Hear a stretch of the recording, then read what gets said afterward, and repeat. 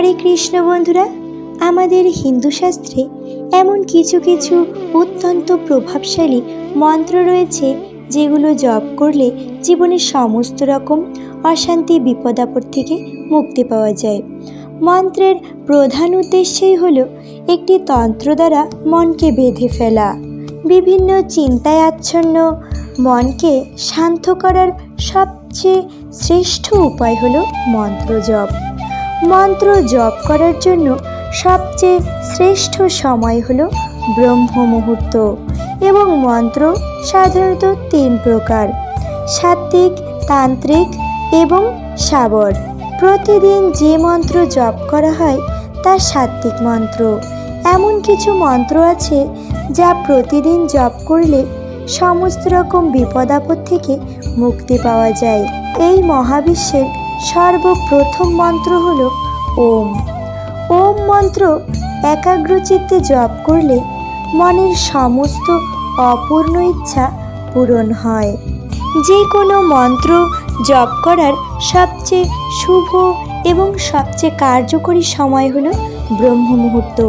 এই ব্রহ্ম মুহূর্তে যে কোনো মন্ত্র ভক্তি সহকারে জপ করলে আপনি অবশ্যই যুক্ত হবেন ঈশ্বরের সাথে। বলা হয়ে থাকে, একটানা মন্ত্র জপ করলে তৈরি হয় ধ্বনি তরঙ্গ, তাতে কম্পিত হয় শরীরের স্থূল ও সূক্ষ্ম অঙ্গ। যিনি নিয়মিত মন্ত্র জপ করেন তার মনে কোনো অশুভ চিন্তা প্রবেশ করতে পারে না। যদি কেউ মন্ত্র পাঠ করতে সমর্থ না হয়, সেক্ষেত্রে শ্রবণেও সমফল লাভ করা যায়। সেক্ষেত্রে একাগ্রচিত্তে আপনাকে সকালে বা রাতে দিনের একটি নির্দিষ্ট সময়ে নিরিবিলি স্থানে বসে মন্ত্র শ্রবণ করতে হবে। কিছুদিন শোনার পর আপনি আপনার নিজের মধ্যে একটি শুভ শক্তির অনুভব করতে পারবেন।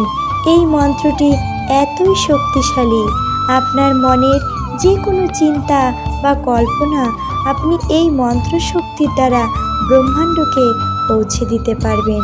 এই মন্ত্র শ্রবণকালে আপনার কল্পনা যত পরিষ্কার হবে তত তাড়াতাড়ি আপনি ফল পাবেন। তবে এই মন্ত্র শ্রবণকালে কোনো রকম নেগেটিভ চিন্তা করা যাবে না।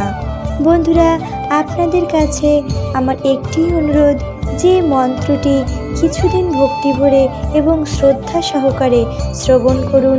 জীবনে সকল রকম বাধা বিপত্তি দূর হয়ে যাবে এবং সকল শুভ শক্তির আগমন হবে আপনার জীবনে। তাই অবশ্যই প্রতিদিন নিয়ম করে মন্ত্রটি শ্রবণ করুন এবং মন্ত্রের ফল নিজেই উপলব্ধি করুন। মন্ত্র শ্রবণকালে অবশ্যই পজিটিভ চিন্তা করবেন। পাঠ করছি সেই মহাশক্তিশালী মন্ত্র, ওম ক্লীম কৃষ্ণায় নমঃ। ওম ক্লীম কৃষ্ণায় নমঃ। ওম ক্লীম কৃষ্ণায় নমঃ। ওম ক্লীম কৃষ্ণায় নমঃ। ওম ক্লীম কৃষ্ণায় নমঃ। ওম ক্লীম কৃষ্ণায় নমঃ। ওম ক্লীম কৃষ্ণায় নমঃ। ওম ক্লীম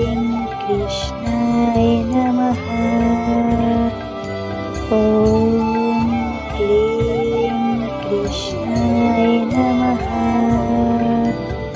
ওম ক্লীম কৃষ্ণায় নমঃ। ওম ক্লীম কৃষ্ণায় নমঃ। ওম ক্লীম কৃষ্ণায় নমঃ।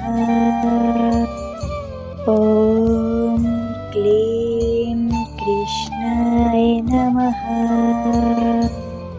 ওম ক্লীম কৃষ্ণায় নমঃ। ওম ক্লীম কৃষ্ণায় নমঃ।